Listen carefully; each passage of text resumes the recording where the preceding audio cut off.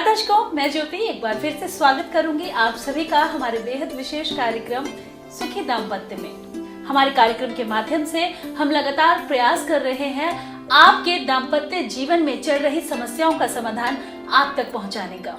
कोशिश जारी है कि आपके जीवन में यदि कोई समस्या है तो उसका समाधान आप तक पहुंचाया जा सके, ताकि आप अपने दाम्पत्य जीवन को खुशहाल बना सके। और आपके जीवन के तमाम समस्याओं के समाधान के लिए इस वक्त मेरे साथ स्टूडियो में मौजूद हैं देवज्ञ सच्चिदानंद वशिष्ठ जी। चलिए सबसे पहले मिलकर गुरुजी का स्वागत करेंगे। गुरुजी, बहुत स्वागत करूंगी कार्यक्रम में आपका। नमस्कार गुरुजी, जैसी जानकारी आप लगातार हमारे दर्शकों तक पहुंचा रहे हैं, उनका मार्गदर्शन कर रहे हैं, बहुत ही खूबसूरत जानकारी है।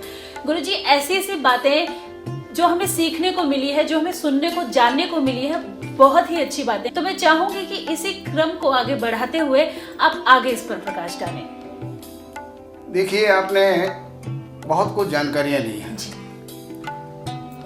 और दाम्पत्य जीवन एक वो जीवन है, दाम्पत्य जीवन मतलब गृहस्थ जीवन।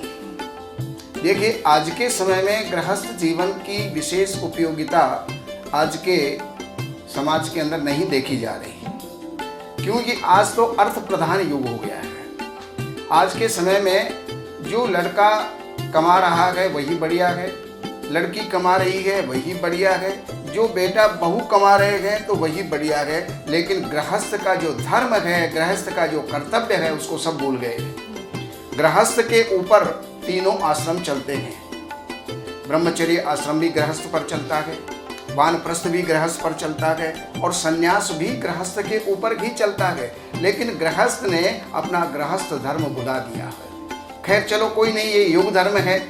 अब कलयुग है तो युग के अनुसार, समय के अनुसार चलना पड़ता है, तो उनका कमाना भी ठीक है। लेकिन अब बात यहाँ आ जाती है कि हमने सब कुछ देखा और देखने के बाद भी ऐसा कौन सा विषय है जो कि हम नहीं देख पाए और उससे हमारा दाम्पत्य टूट गया। हमने आयु, मध्यम आयु, दीर्घ आयु, भाग्य, शिक्षा, हमने सब कुछ देखी, लेकिन एक ऐसा दोष कुंडली के अंदर होता है जिसको हम देख नहीं पाते और वो कैसे भी नहीं देखा जा सकता। शिक्षा को तो आप डिग्री से देख लेंगे, स्वास्थ्य को आप शरीर से देख लेंगे, धन को आप उसके घर से देख लेंगे, भाग्य को आप उसकी उन्नति से देख लेंगे, लेकिन एक दोष ऐसा है जिसे हम देख ही नहीं पाते और वो दोष है नपुंसकता।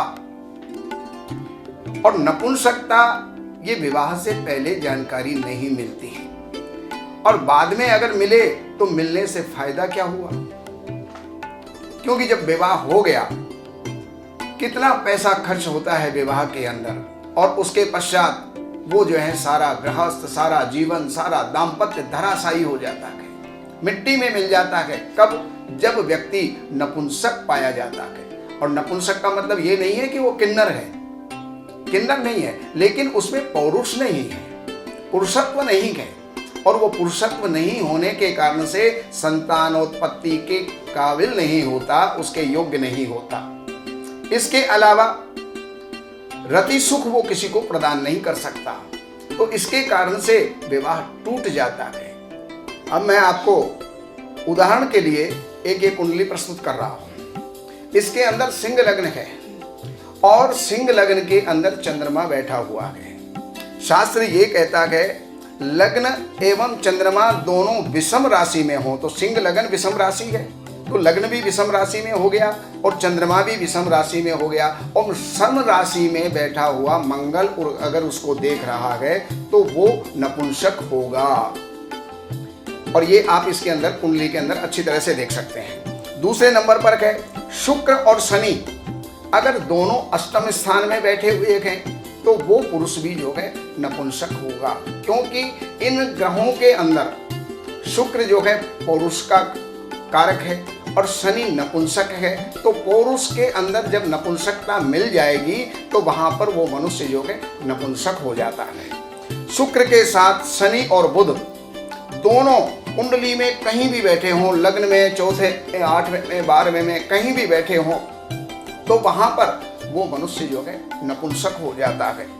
और शुक्र किसी भी प्रकार से अगर वो पाप ग्रसित है कहीं भी बैठा हुआ है, पाप ग्रसित है, तो वो मनुष्य अगर प्रारंभ में नपुंसक नहीं है तो धीरे धीरे धीरे धीरे वो नपुंसकता की ओर बढ़ता हुआ अंत तो गत्वा वो नपुंसक हो जाता है।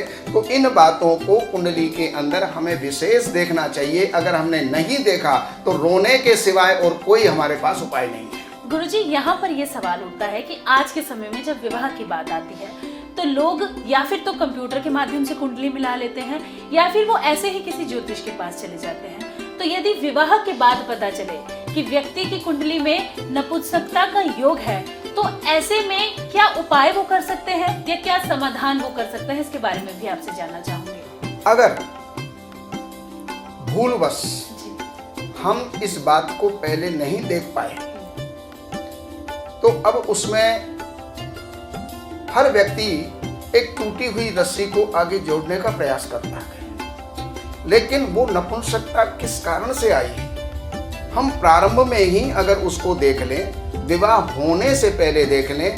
अभिभावकों को भी ये चाहिए, लड़के के माता पिता को भी ये चाहिए कि इन चीज़ों को पहले से वो दिखवा के रखे। अगर वहाँ पर किसी कारण से हमें ये पता चल जाए कि यहाँ पर इसमें नपुंसकता का योग है, तो पहली बात तो क्या है, दुनिया वहाँ पर उस बात को नहीं मानेगी, वो मेडिकल करवाने चली जाएगी।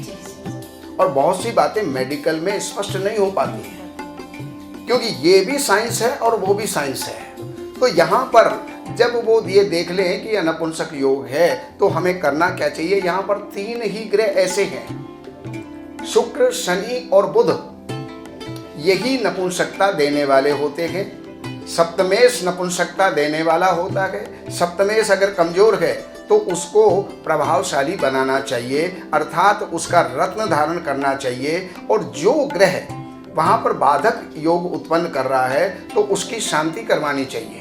तो शांति करवा करके, और वहाँ पर दुर्गा सप्तशती का एक मंत्र है कि सर्वा बाधा विनिर्मुक्तो धन धान्य सुतान्वित मनुष्यो मत प्रसादेन भविष्यति न संशयः। इससे सच्चंडी करनी चाहिए और सच्चंडी करके माँ भगवती को मनाना चाहिए। तो वहाँ अगर हम ऐसा करेंगे तो निश्चित, क्योंकि शुक्र की आराध्या भगवती ही होती है, तो वहाँ उसके माध्यम से हमें पौरुषत्व की प्राप्ति हो सकती है। और तत्संबंधी औषधियों का सेवन करें तो निश्चित है कि नपुंसकता कम हो सकती है, दूर नहीं हो सकती।